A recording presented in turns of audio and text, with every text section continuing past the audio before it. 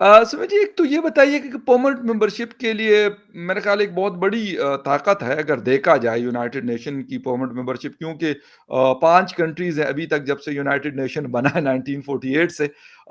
India try कर रहा है कि शायद उनको भी मिले, किस तरह मिलता है, नहीं मिलता, लेकिन पाकिस्तान ने काफ़ी अपने कंसर्न्स शो किए। एक तो थोड़ा-सा ये बताइए कि ये कहानी कहाँ तक बढ़ी है इंडिया की?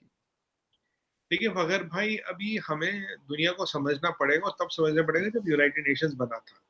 जी, ये सेकेंड वर्ल्ड वॉर के बाद बना था और तब एक यूरोप सेंट्रिक वर्ल्ड था। अगर जी, आप देखिए, एक ऊपर का अमेरिका हो गया पावर, ठीक है। जी, एक यहाँ एशिया में से हमें दिया था, हमने चाइना को दे दिया, वो मसला अलग है। एक चाइना बिल्कुल। हो गया और बाकी तीनों पावर यूरोपियंस हैं। अगर आप जीडीपी देखिए देखिए आप, तब दुनिया में फूड देखे, फर्टिलाइजर देखे, फ्यूल देखे, इंडस्ट्रियल रेवोल्यूशन देखे, ये सब यूरोपियन सेंट्रिक वर्ल्ड जी, था। और एशिया का काफी नुकसान भी हुआ था वर्ल्ड वॉर 2 में। सबसे ज्यादा कैजुअलिटीज रशिया की हुई थी, एक रशिया को P5 को मेंबर बनाया गया था। पर आज 40-50 साल बाद जियोपॉलिटिक्स बदल गई है, दुनिया बदल गई है। दुनिया वो यूरोपिक सेंट्रिक वर्ल्ड नहीं रहे, एशियन सेंट्रिक वर्ल्ड। बिल्कुल। जी, अगर आप आज देखिए, आबादी कहाँ है दुनिया के, 40-50%। दुनिया का फॉरेन एक्सचेंज का, दुनिया की इंडस्ट्री का है, दुनिया के शिपिंग रूट्स का है, दुनिया का फॉरेन एक्सचेंज रिजर्व कहाँ रखा है, दुनिया की 4-5 बड़ी इकोनॉमियां कहाँ है अभी। तो वर्ल्ड ऑर्डर बदल गया है। तो पर दिक्कत यह है कि यूनाइटेड नेशंस जो है वो वहीं का वहीं अटका पड़ा, वो पास्ट में, it is stuck in the past. उनके यहाँ कुछ भी नहीं बदला और ये एक एतराज का सबब जरूर है। क्योंकि तब की जो दुनिया और थी, हमारी दुनिया और है, आपकी दुनिया और है। With changing time you have to adopt yourself. अब दूसरा सवाल ये आता है, देखिए, ये तो हो गया कि भाई दुनिया बदल गई, कि हमने डिस्कस किया। अब दूसरा सवाल इसमें जो सबसे इंपॉर्टेंट आता है कि पिछले 70 साल में UN has prevented any wars, nothing. No. अभी ये रशियन यूक्रेन की लीजिए, इंडिया पाकिस्तान की 4 बार लड़ाई हुई, क्या हुआ है? अभी ये तवांग वाला मसला हुआ, उससे पहले गलवान हुआ। Could UN protect? यूएन तो रिएक्टिव है, जब जी, कुछ हो जाता है रिएक्टिव है। जी, और उसमें भी दिक्कत ये जो P5 का स्ट्रक्चर है, ये फ्लॉड है, it is outlived it's utility. देखिए, हर बार आपको विद टाइम नई नई चीजें लानी पड़ेगी। हुँ, आज 70 साल पहले फोन यूज करते थे, आज वही करते हैं क्या? गाड़ी वही यूज करते हैं, सही, टेलीफोन, बिल्कुल, कपड़ा, कमीज, पैजामा, पैजामे तक बदल गए सर, पेन बिल्कुल। तक बदल गए। तो अब मैं कह रहा हूं कि जब तक ये चीज कैसी ऐसी बनाई है ऊपर वाले ने, की वही की वही है। क्योंकि इसमें क्या है, इसमें इसमें देखिए, जो अब रशिया को निकालिए, अब अमेरिका को निकालिए, अब चाइना को निकालिए, जो बाकी 2 कंट्रीज P5 में, उनका मुकाबला इंडिया के साथ आज किसी भी स्ट्रक्चर में नहीं है। पर वो मेंबर है। अब मैं आपको बताऊं, P5 में 2-3 चीजें आपको बताऊंगा जो लोगों को नहीं पता होंगी, थोड़ा जी, हैरानी हैरानी वाली बात। जी, जी, P5 में आज ये है कि जब भी आप वीटो लाते हो, वो तो वीटो सबको पता है। अगर जैसे हमें यूएनएससी की प्रेसिडेंसी मिली थी, हमारे पास वीटो पावर नहीं दिया जाता, फिर आपको कंटेस्ट करनी पड़ती, फिर आपका एशियन ब्लॉक है, अरबों को और एशियनों को एक साथ मिला रखा ताकि ये लड़ते रहे। तो अगर आपको कई बार मेंबरशिप भी मिली, हमें 20-22 साल की जद्दोजहद के बाद ये प्रेसिडेंसी मिली थी, टेम्परेरी। उसमें भी हमारे पास वीटो पावर नहीं था। ये लगता है जैसे तो क्लब ऑफ बड़े बॉयज है, और छोटे बच्चों को बिठाया, हाँ इनके हाथ में ना बस गाड़ी स्टार्ट कर देना, बोला गाड़ी की चाबी मत दे देना इनके हाथ।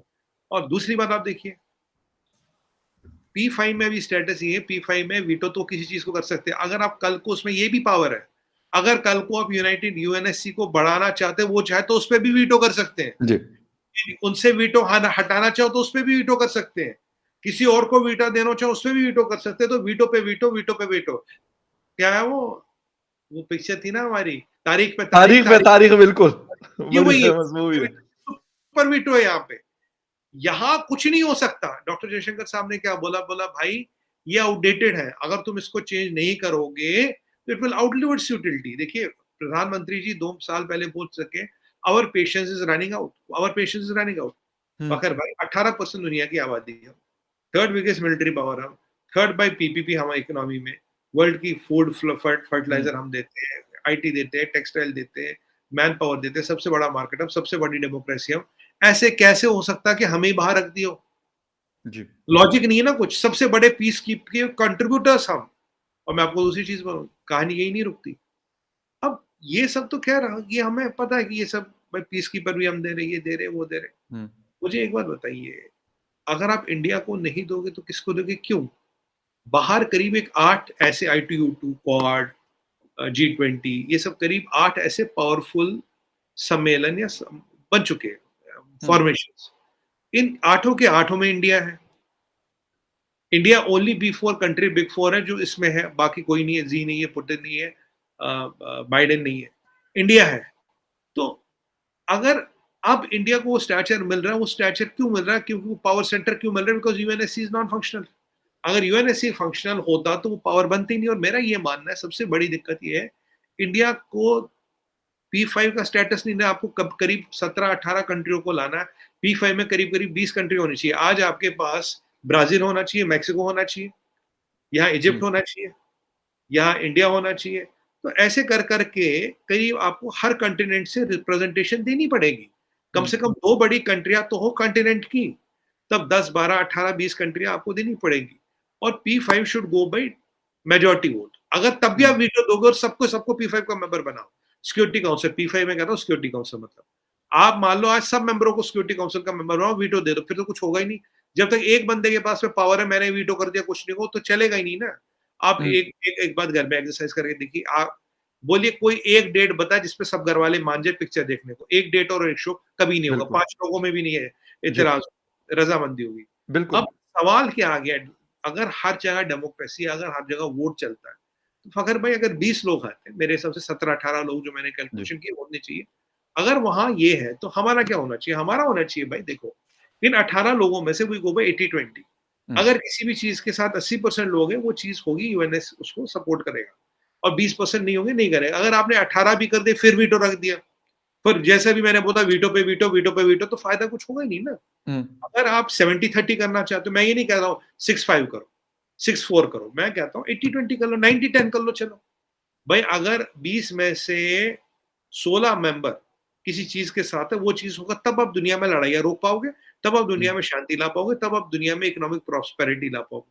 और जब तक चाइना वहां बैठा है, तब तो कुछ नहीं होगा। आई माइट नहीं सुमित जी, आपकी बात सही है, मैं मानता हूं, लेकिन मैं कहता हूं चाइना को हम एक साइड पे रख लेते हैं।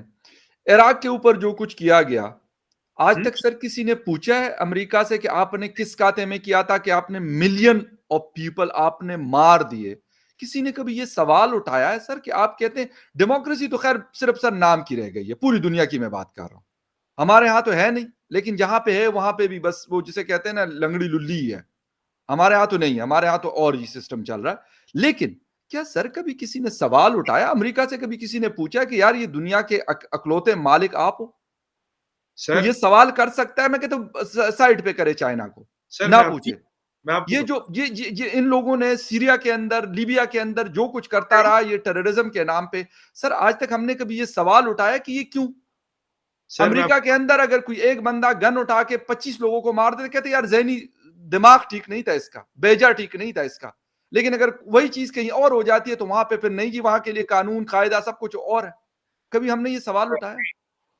33 कंट्रियां, 53 बॉम्बिंग्स जी वाले और मिलियंस ऑफ पीपल डेड। ये अमेरिका का इतिहास ही कुछ जुटला नहीं सकता जी। अमेरिका का पहला प्रेसिडेंट जो था स्लेव ट्रेडर था, इसको कुछ जुटला नहीं सकता। राइट।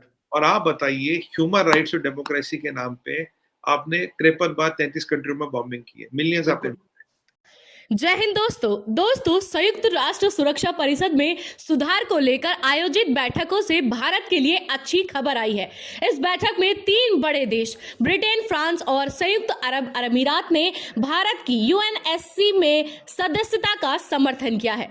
रूस के विदेश मंत्री तो पहले ही भारत के पक्ष में आवाज उठा चुके हैं और अमेरिकी राष्ट्रपति जो बाइडेन ने भी अपनी स्वीकृति दे रखी है। ऐसे में हर बड़ा देश अब इस मामले में भारत के साथ खड़ा दिख रहा है।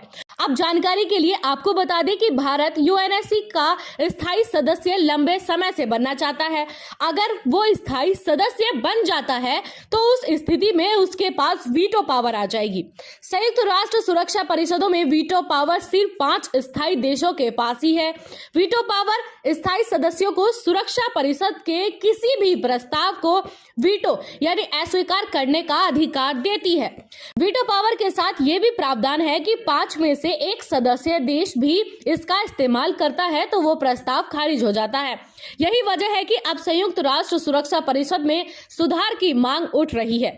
इस समय स्थायी सदस्य में अमेरिका, ब्रिटेन, रूस, चीन और फ्रांस है। अभी तक लगातार चीन द्वारा संयुक्त राष्ट्र सुरक्षा परिषद में भारत की सदस्यता का विरोध किया जा रहा है। माना जा रहा है कि इस बार भी चीन अपने स्टैंड से पीछे नहीं हटने वाला है। उस स्थिति में भारत को अपार समर्थन मिलने के बावजूद भी यूएनएससी के स्थायी सदस्य बनने से वंचित रहना पड़ेगा। अभी के लिए संयुक्त अरब अमीरात, ब्रिटेन और फ्रांस ने खुलकर भारत का समर्थन कर दिया है। उनके समर्थन से भारत की स्थिति जमीन पर और मजबूत हो गई है। फ्रांस ने यहां तक कहा है कि वो भारत के साथ साथ जर्मनी, जापान और ब्राजील की सदस्यता का भी समर्थन करता है। तो दोस्तों, वीडियो अगर पसंद आई हो तो लाइक, कमेंट, शेयर जरूर करिएगा और अगर आप चैनल पर नए हो तो चैनल को सब्सक्राइब जरूर करिएगा।